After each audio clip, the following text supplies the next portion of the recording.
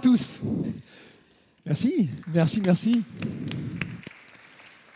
Comme vous avez pu le voir, un des robots dans les transports des escaliers n'a pas aimé le mouvement, mais l'humain a toujours un plan B. Je commençais par une anecdote et je vais me présenter après. En 69, 3 hommes vont sur la Lune avec un ordinateur à bord, beaucoup moins puissant qu'un téléphone, 4 kilooctets de mémoire vive, 32 de stockage. Imaginez ça, au moment de l'alunissage, l'ordinateur de bord d'Apollo 11 a saturé. Buzz Aldrin a repris les commandes. Donc pour ceux qui s'inquiètent pour l'intelligence artificielle, on débranche, tout va bien. Je crois que tout est dit, on ne s'inquiète pas, donc l'humain a toujours un plan B. C'est ce qui fait qu'on survit, on s'adapte.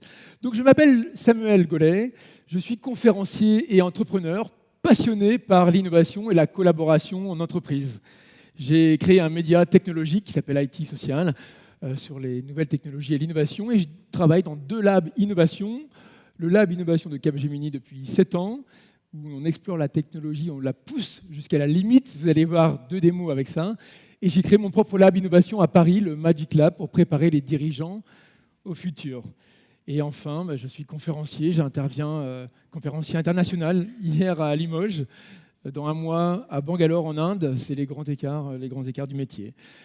Je vais vous présenter la conférence qui s'appelle IA plus IB plus IC vers l'intelligence décuplée. Durant la conférence, je ne ferai pas d'un avenir utopique où l'humanité va arriver à l'ère de l'abondance, ni d'un avenir dystopique où finalement il y aura une guerre des intelligences. Mais je vous parlerai tout simplement de la collaboration des intelligences artificielles, IA, biologiques, IB, la nôtre, et puis collective, IC, à l'échelle d'un groupe, d'une organisation.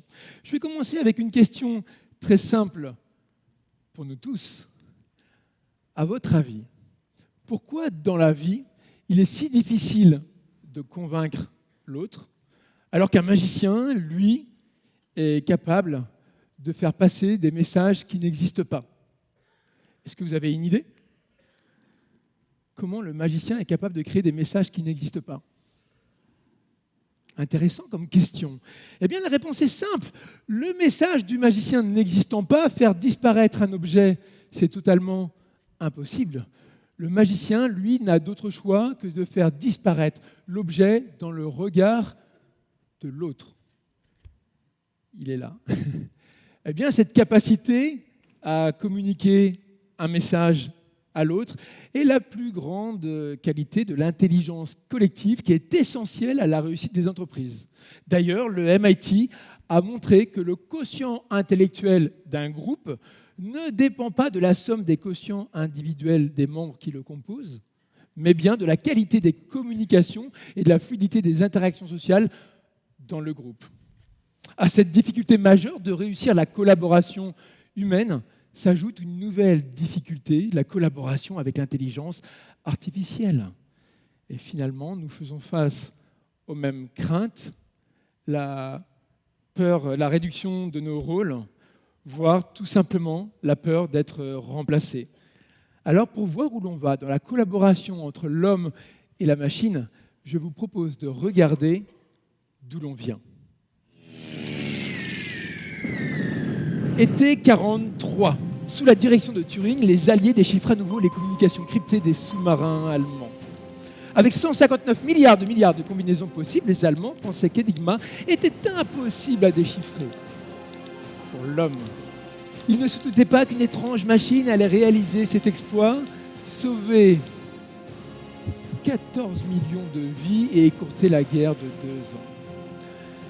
2 ans. On comprend alors le potentiel de l'informatique et de la collaboration entre l'homme et la machine.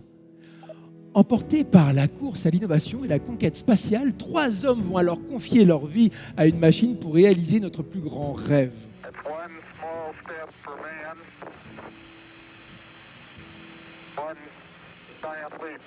Avec 4 kilooctets de mémoire vive, 32 de stockage, l'ordinateur de bord d'Apollo 11 incarne le rêve de la machine intelligente, mais fascine autant qu'il divise déjà à l'époque.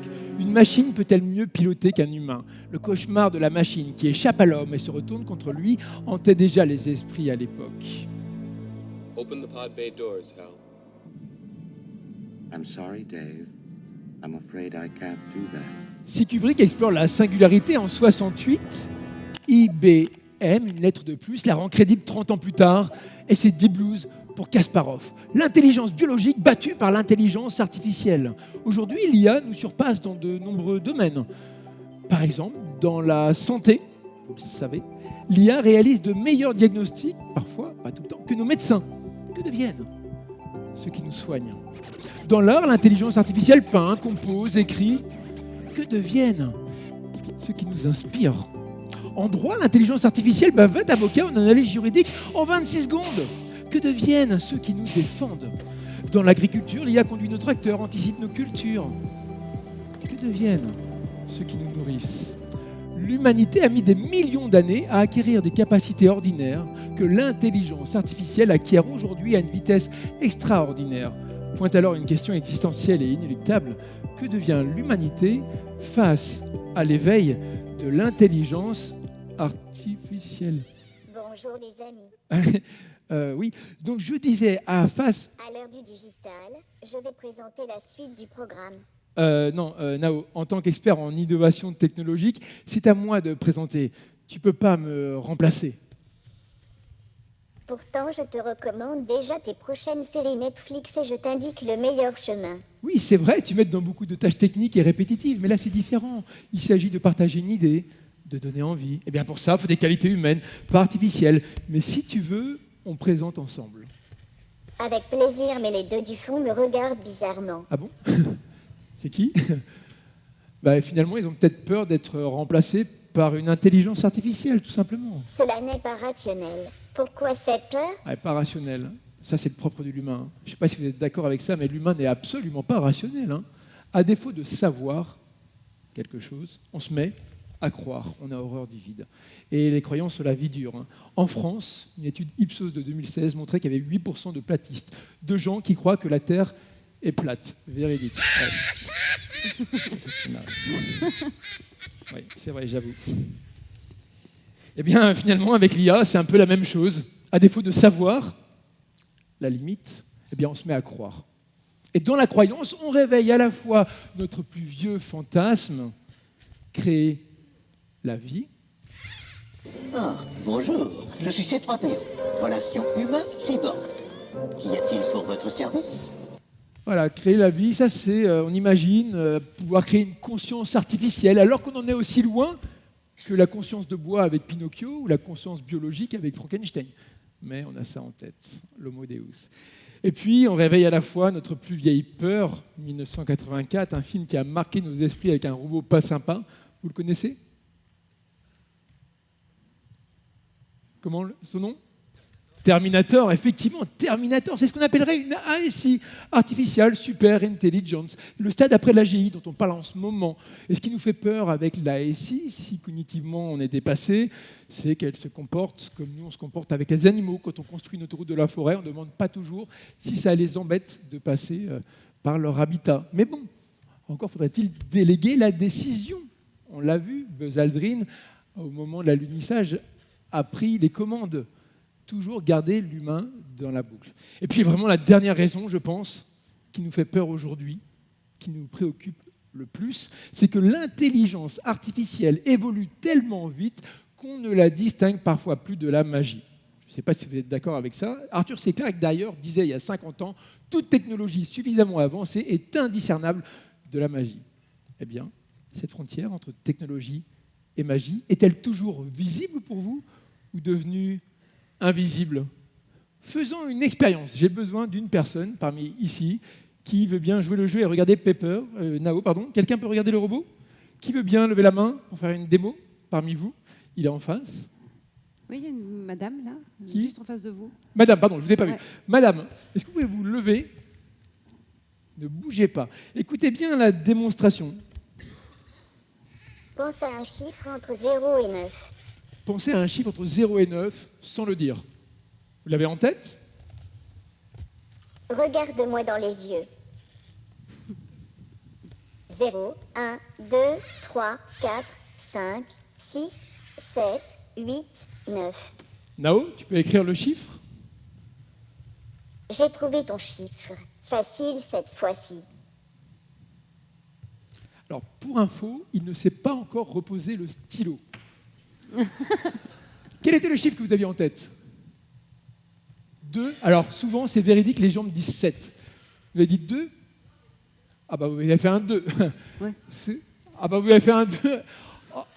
Ah bah, en tout cas, c'était un 2. Comme vous faites un 2, c'est un 2. Alors, à votre avis, rendu là, vous avez fait un 2. Lui, il avait... Moi, je vous ai vu faire le 2. Rendu là, à votre avis, technologie ou magie? Levez la main si vous pensez que c'est du computer vision et que Nao a regardé ce qui se passait. Levez la main si vous pensez à technologie pour la démonstration. Technologie. D'accord. Baissez la main. Levez la main si vous pensez que c'est magie. Moitié, moitié. Vous avez sans doute un avis, mais en êtes-vous sûr? Face à l'innovation, il y a toujours 2 attitudes à avoir. Prendre le train en marche et savoir, ou le regarder passer et être condamné à croire. Le risque demain, ce n'est pas que vous soyez remplacé par une intelligence artificielle, mais que vous soyez remplacé par un humain qui a pris le train en marche et qui sait utiliser l'intelligence artificielle. Pour preuve, le Boston Consulting Group, en partenariat avec le MIT, Harvard et d'autres universités, a fait un test pour tester les performances de 758 consultants sur 14 tâches professionnelles. La moitié utilisait l'IA générative, ChatGPT, l'autre non. Les consultants qui ont utilisé l'IA générative ont accompli 12% de tâches en plus, ont travaillé 25% plus vite et ont produit 40% de meilleure qualité. Impressionnant, non? Mais, parce qu'il y a toujours un mais. Ces mêmes consultants qui ont utilisé l'IA générative sont devenus moins performants de 23% pour la résolution de problèmes complexes, moins performants de 41% pour la réalisation de tâches créatives. Comment l'expliquer? Et la réponse est simple. Si la réponse devient une commodité à l'ère de l'IA générative, qu'attend-on de la part de notre intelligence biologique? Proposer encore, trouver des solutions ou poser les bonnes questions? Poser les bonnes questions, car il n'y a rien de pire qu'une bonne réponse à une mauvaise question. Et avec l'IA générative, on peut enfin augmenter la vélocité des questions, mais aussi leur variété et leur nouveauté. La bonne collaboration entre l'intelligence biologique et l'intelligence artificielle n'est pas qu'à faire de la bonne maîtrise de l'outil, comme on entend partout les prompts, mais de son bon usage, qui implique beaucoup plus d'esprit critique de la part de notre intelligence biologique. Autrement dit, la prochaine formation que vous devez faire, vous devez suivre, c'est revenir finalement à la méthode socratique. Poser des questions pour éduquer, alors qu'à l'école, on pose des questions, on instruit, on interroge. T'as bon, t'as faux. On pose des questions pour éduquer. Regardez ça, suivez, le MIT a fait un cursus, moi j'en ai suivi un sur le leadership dans l'innovation. Le prochain que je vais suivre en octobre à Boston, c'est Question are the answer. Les questions sont les réponses. J'éduque mes enfants avec ChatGPT et des questions, et j'ai travaillé avec, je reviendrai tout à l'heure dessus. Maintenant qu'on a dit ça, décortiquons un peu, on parle d'esprit critique, ce qui s'est passé. Je vais vous montrer une autre démo qu'on a développée au lab, que j'ai développé, qui s'appelle AI Motion, que j'ai co-développé avec Capgemini. Je travaille dans ce lab depuis 7 ans. On a fait une dizaine de démos sur le métavers, sur la blockchain, etc. Et je vais vous montrer finalement ce que voit le robot. D'accord? On va parler de computer vision. Le computer vision, c'est 30% de l'IA en Chine. Un énorme marché, une énorme technologie. J'ai besoin d'une personne pour venir avec moi. Si personne n'est volontaire, j'ai un petit gobelet que je vais lancer.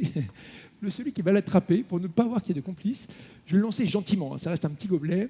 Est-ce que vous pourriez, je vous le lance, est-ce que vous pourriez l'attraper et le relancer? Relancez-le où vous voulez, c'est vous qui déterminerez, relancez-le au hasard. Alors on cherche le gobelet là pour l'instant, mais on va le retrouver. Lancez votre sac à main. Vous ne l'avez pas? Ou alors, madame, venez avec moi ou désignez quelqu'un. J'ai besoin d'un volontaire pour venir avec moi pour la démonstration. Est-ce que vous allez venir? Vous l'avez perdu? C'est extraordinaire. Ça, c'est la magie. Alors, est-ce que quelqu'un veut venir? J'ai besoin de quelqu'un au hasard. Quelqu'un veut venir? Vous voulez venir avec moi? Venez avec moi, on peut l'applaudir, elle est courageuse. Elle avait le choix de le relancer. Venez, on peut l'applaudir. Donc, on va parler de computer vision. Et je vous le disais, le computer vision, c'est une technologie très importante. Pendant que madame vient, je vais vous montrer finalement comment ça fonctionne. Voilà ce que voit finalement la machine. Venez avec moi, madame. Voilà, elle voit des personnes, elle voit l'âge. Si on regarde un petit peu et qu'on dézoome, vous avez les courbes en vert quand on est content, en rouge quand on n'est pas content. Si j'arrive à faire les rouges, plus dur. Ouais, le rouge augmente, vous avez vu, la courbe du rouge augmente légèrement. Votre prénom? Chantal. Chantal, venez avec moi. Chantal, on va faire une petite expérience ensemble. D'accord, Chantal? Je vais vous montrer maintenant qu'on a vu le computer vision voit des visages, voit l'âge, le genre. Ces données-là sont enlevées des modèles. Pourquoi on enlève l'âge et le genre? Parce qu'on automatise les biais. La fiabilité pour reconnaître un homme blanc est de 0,8% d'erreur. La fiabilité pour reconnaître une femme noire peut avoir jusqu'à 35% d'erreur. Les modèles de données qui ont entraîné toutes ces IA finalement étaient biaisés. Donc on a automatisé les biais. Donc aujourd'hui, les Microsoft, Google, etc. enlèvent tout ça de leur modèle. Reconnaître les émotions, c'est important. Et on va en parler tout de suite. Chantal, elle te voit. Ouais, en temps réel. Super, Chantal. Je vais activer le petit là-haut. Si vous pouvez mettre la bonne résolution, on va faire avec. Quand tu vas sourire, Chantal, mets-toi devant et souris. Tu vas voir que ça va prendre une photo. Tu es prête? Souris. Si, voilà, tu as souri. Vous voyez que finalement, un sourire peut déclencher une action. D'accord? On va continuer. Chantal, quand tu vas lever la main gauche ou la main droite, ça devrait prendre une photo. Je vais te mettre en zoom. On est bon, tu peux baisser la main. Viens avec moi, Chantal, de ce côté-là. Voilà. Quand je vais créer une petite zone à côté de toi, Chantal, la petite zone qui est là, qui est bleue. Là, non, c'est bon. Est-ce que tu peux mettre ta tête dans cette petite zone bleue? Tu te décales sur la gauche. Encore un petit peu, encore un petit peu, encore un petit peu. Ouais, encore. Hop, cela. Une personne dans une zone donnée peut déclencher une action. Imaginez dans l'industrie, quelqu'un qui n'a pas le port d'équipement, du masque, alors qu'il y a un danger, l'IA peut nous augmenter, nous alerter. Plusieurs triggers. Également, je vais activer le micro, Chantal, le petit voice. Quand tu vas dire le mot PHOTO dans ta tête, Chantal, PHOTO, ne le dis pas encore, mais quand tu diras le mot PHOTO, ça prendra une PHOTO. Tu veux PHOTO? Vas-y, tu peux le dire quand tu veux, mais ne dis pas PHOTO. Tu vois ce que je veux dire? Dis-moi le mot. Dis le mot à voix haute. Ouais. Mais dis-le, ça fait quoi, PHOTO? Photo, ils l'entendent sur scène. 90% des humains stressés sur scène ne disent PHOTO. L'humain, ses émotions. Maintenant qu'on a vu ça, Chantal, je vais te demander, on va faire une petite expérience ensemble. On va faire un détecteur de mensonges basé sur tes émotions. Chantal, toutes les cartes sont différentes. Pourrais-tu me dire stop quand tu veux, Chantal? On s'arrête là. On ne prendra pas la carte que tout le monde voit. Tu prends celle-ci, tu la regardes. Ne la montre pas à la caméra. Oui, tu peux la regarder. Tu as vu la photo, Chantal? Tu t'en rappelles? À partir de maintenant, tu peux la mettre dans ta poche. On va jouer à un jeu. Tu peux mentir ou dire la vérité. Avec l'aide de la machine, on va tenter de savoir quand tu dis la vérité. Tu es prête? Donc, Chantal, j'active le petit fonction détecte. On est bon. Chantal, tu peux dire la vérité ou mentir, d'accord? Hop, cela, on enlève la zone. Chantal, tu t'appelles Marie, tu habites en Allemagne et tu roules en Porsche. Tu peux dire la vérité ou mentir, Chantal. C'est vrai ou c'est faux? Chantal, il faudra mentir dans le jeu. Hein. D'accord? Tu as le droit de mentir, mais tu ne dois pas te faire attraper par la machine. On recommence. Tu peux dire mentir, tu peux mentir ou dire la vérité. Tu es prête? Chantal, tu t'appelles Sylvie, tu habites en Corse et tu roules en 4L. C'est vrai ou c'est faux? Une partie est vraie. Je m'appelle Sylvie. C'est faux. Mais ne sois pas honnête, d'accord? Tu peux dire la vérité ou mentir, parce que sinon ça va être trop facile dans le jeu. Non, il faut que tu dises oui ou non. Tu es prête? Tu dois te tromper la machine. On y va? Il faudrait que tu fasses la poker face. Là, tu fais la joker face quand on sourit. Moi, tu ne montres pas tes émotions. Tu es prête? On y va? Chantal, tu as une carte. Elle est forcément rouge ou noire. Tu peux dire la vérité ou mentir. Ta carte est, on va dire, elle est noire. C'est vrai ou c'est faux? Tu peux dire la vérité ou mentir. Est-ce qu'elle est noire, ta carte? C'est vrai. Tu dirais la vérité. Dans les noirs, il y a les piques et les trèfles. Tu peux toujours mentir ou dire la vérité. Dans les piques et les trèfles, c'est un pic. C'est vrai ou c'est faux? C'est faux. C'est faux? Là, tu mentirais. On prend goût au mensonge, apparemment. Ça serait quand même un pic, malgré ce que tu dis. Dans les pics, si je suis le programme, il y a les figures et les chiffres. Ta carte, c'est un chiffre. C'est vrai ou c'est faux? Est-ce que c'est un chiffre de pic? Regarde l'écran. C'est vrai ou c'est faux? C'est vrai, c'est un chiffre? Alors, soit il y a un bug, soit tu as pris goût au mensonge. On continue. Ça serait pas un chiffre, malgré ce que tu dis. Ce serait une figure. 3 figures de pique. Valet, dame, roi. Est-ce que c'est le valet de pique? Regarde la caméra. Valet de pique, regarde la caméra, Chantal. Elle est là. Ouais. Est-ce que c'est un valet de pique? Oui. Eh ben, ça c'est pas vrai. Est-ce que ça serait une dame de pique? Oui. Je crois qu'il y a plusieurs mensonges. Ah oui, bien sûr, tu as raison. Ça serait la dame de pique. Est-ce que tu pourrais montrer la carte à la caméra? Si c'est la dame de pique, c'est extraordinaire. Tu pourrais montrer. Et c'est la dame de pique. On peut l'applaudir. Merci Chantal. Tu peux aller t'asseoir. Merci Chantal. Alors, Merci beaucoup. question pour vous à nouveau. Technologie ou magie? Levez la main si vous pensez que la démo que vous venez de voir, c'est du computer vision et que basé sur les triggers que je vous ai expliqués au début, on a détecté les mensonges de Chantal ou pas. Levez la main si vous pensez pour technologie. Ah ouais, là on arrive à une assemblée majoritaire. C'est élu. Mais c'est la main. Levez la main si vous pensez que c'est encore de la magie. Plus personne. La vraie question, avez-vous dit technologie parce que je vous ai montré un habillage technologique ou en fonction des explications que je vous ai données, vous avez analysé les réactions de Chantal, vous avez fait des corrélations et vous avez vu que le modèle était valable. Qui a fait l'analyse? Levez la main. Personne. Hein. On en parlait tout à l'heure de l'esprit critique. Demain, face à l'IA, la plus grande qualité que vous allez devoir développer, ce n'est pas de croire ce que vous voyez parce qu'on vous le présente. Ça va être de développer votre esprit critique, de poser des questions. Un employé à Hong Kong, dans une banque, a fait un virement de 25 millions d'euros sur 5 comptes parce que son directeur financier lui avait demandé. Mais bon, il n'était pas fou quand même. Il reçoit un mail en disant il connaît l'attaque au président. Il reçoit un mail en disant envoie 25 millions d'euros. Il a fait une visio. Il a vu son directeur financier avec le CODIR, derrière, avec les membres du conseil d'administration. Sauf que c'était un deepfake. Les hackers ont récupéré les visages du directeur financier pour convaincre l'employé de faire ce virement. Donc, soyons vigilants, car s'il y a des bons usages de l'IA, il y a aussi des mauvais usages. Maintenant qu'on a dit ça, en petite anecdote, peut-être on peut en parler maintenant. L'éthique, est-ce qu'on en parle ou pas? On en parle? C'est un sujet, hein? Eh bien, pour moi, je crois qu'on n'a plus vraiment le choix au niveau de l'éthique. Voilà ma vision de ce qu'il faut faire dorénavant. L'humanité a le devoir d'améliorer l'intelligence artificielle.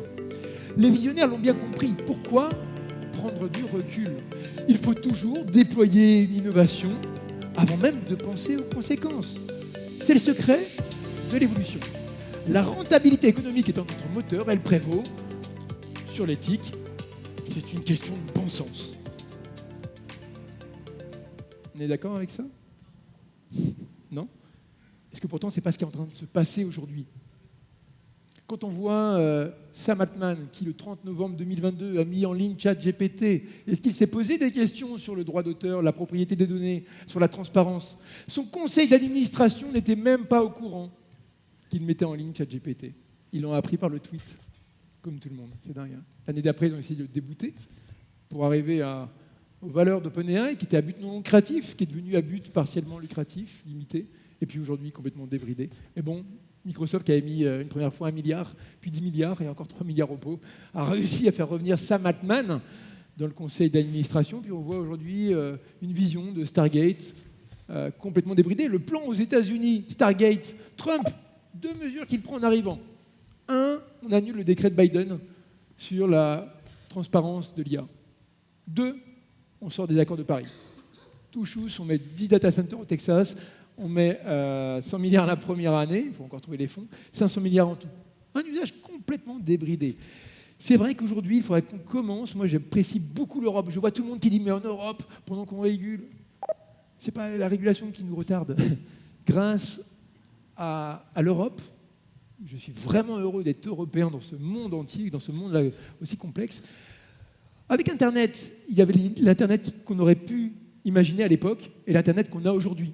À l'époque, moi, je voyais des conférenciers dire « Vous verrez avec Internet, quand vous allez commander une pizza, on vous dira « Mais non, monsieur, vu votre état de santé, je vous conseille de ne pas prendre la 4 fromages, celle-ci. » On n'a pas ça, on a mis les RGPD en 2018, la DMA pour protéger les marchés, la DSA pour protéger les utilisateurs.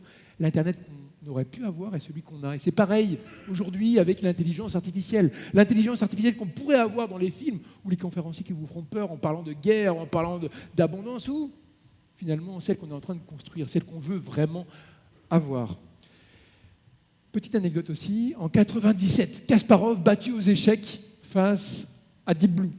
1 point pour l'intelligence artificielle. L'année suivante, il crée Advanced Chess, une compétition d'échecs en ligne ouverte à tous, même aux machines. À votre avis, en 2005, qui a gagné? Un humain ou un supercalculateur? Levez la main si vous pensez que c'est un supercalculateur qui a gagné la compétition d'échecs en 2005. Quelques-uns, plutôt rationnels. Si en 97 on est battu, 2005 on devrait l'être. Levez la main si vous pensez que c'est un humain qui a gagné. Ah ouais, là on aime bien les happy end dans les films. Hein. Levez la main si vous n'avez pas levé la main. Bah, vous avez raison. C'est ni un supercalculateur, ni un humain. C'est 2 amateurs qui ont gagné, munis de 3 ordinateurs. Face à eux, un champion d'échecs classé 2500 au classement IJO, qui lui-même se dit c'est une compétition d'échecs ouverte à tous, se fait accompagner d'un champion d'échecs déjà éliminé dans le tournoi, classé 2600 au classement IJO. Et ces 2 champions se sont fait aider de supercalculateurs, mais ils ont perdu contre 2 amateurs avec 3 ordinateurs. Pourquoi? Parce que la collaboration entre l'intelligence artificielle, côté amateur, le programme, l'intelligence biologique, l'intelligence collective, les boucles d'action, des rétroactions du camp-là étaient supérieures à nos champions. IA plus IB plus IC est toujours supérieur à IA ou IB seul. En médecine, je viens de lire un article, une étude allemande montre que le diagnostic du cancer du sein dans la combinaison entre un humain assisté par un IA est supérieur à un humain non assisté ou à une IA autonome. Et un humain avec un autre humain et une IA est encore supérieur. Mais on arrive à des problèmes de productivité. Alors, moi je me dis que si l'intelligence artificielle ne nous remplace pas, mais qu'elle augmente nos capacités à mieux échanger, et qu'elle ne remplace pas nos compétences humaines, collaboratives, sociales, je me dis que c'est plutôt une bonne nouvelle. Revoyons également la première vidéo dans le bon sens. L'éthique étant notre moteur, elle prévaut sur la rentabilité économique. C'est le secret de l'évolution. Pensez aux conséquences avant même de déployer une innovation. Il faut toujours prendre du recul. Pourquoi? Les visionnaires l'ont bien compris. L'intelligence artificielle a le devoir d'améliorer l'humanité. Ça va mieux, non? Maintenant qu'on a dit ça, je pense qu'on pourrait également revoir la première vidéo dans le bon sens. Cet agriculteur ne recherchait pas un emploi grâce à l'IA, il étudiait les données climatiques en temps réel pour adapter sa production, réduire les pesticides et passera plus de temps sur sa valeur à lui, échanger avec le tissu local. Cette avocate ne range pas sa robe au placard. Grâce à l'IA, elle a pu simuler sa plaidoirie et passera plus de temps et de conviction pour défendre son client. Cet artiste ne range pas ses platines. Grâce à l'IA, il va créer des morceaux inédits qu'il partagera avec ses fans pour de nouvelles expériences. Enfin, ce médecin ne prépare pas sa retraite. Grâce à l'IA, il étudie les données du diagnostic pour adapter le traitement et passera plus de temps sur les faits réels de la guérison de son patient, non pas le diagnostic, mais son adoption au traitement.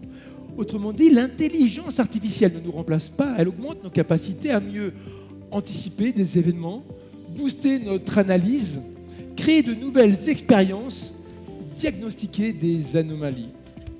Notre intelligence biologique à nous ne se programme pas, elle constitue notre identité, notre valeur unique.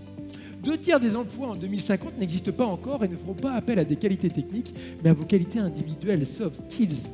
Et pour défendre et pour résoudre les plus grands défis de la planète ou de nos entreprises, il faudra compter sur l'intelligence collective, que ce soit pour lutter contre le réchauffement climatique, pour anticiper la prochaine crise sanitaire, pour nourrir les 10 milliards d'habitants en 2050 ou encore pour réduire les inégalités économiques. Artificielle, biologique, collective, les intelligences ne s'opposent pas, elles s'additionnent. Eh bien, cette formule magique, pour conclure, de IA plus IB plus IC, j'en ai fait une méthode que j'applique dans ma vie pro comme perso. Dans ma vie pro, j'ai créé ce lab innovation pour préparer les dirigeants au futur, mon lab à Paris. Dans ma vie perso, j'ai importé la formule à la maison pour préparer mes enfants au futur. Ma fille, en 4e, avait des bonnes notes, sauf en technologie. Au premier trimestre, on a travaillé avec la méthode IA plus IB plus IC. À la fin du premier trimestre, elle n'a pas eu la meilleure note, mais elle a eu la 2e meilleure note de la classe avec 19,6 sur 20. Je viens de voir qu'un programme avait été lancé en Nigeria l'an passé, extrascolaire de 6 semaines pour permettre à des enfants de travailler avec l'IA.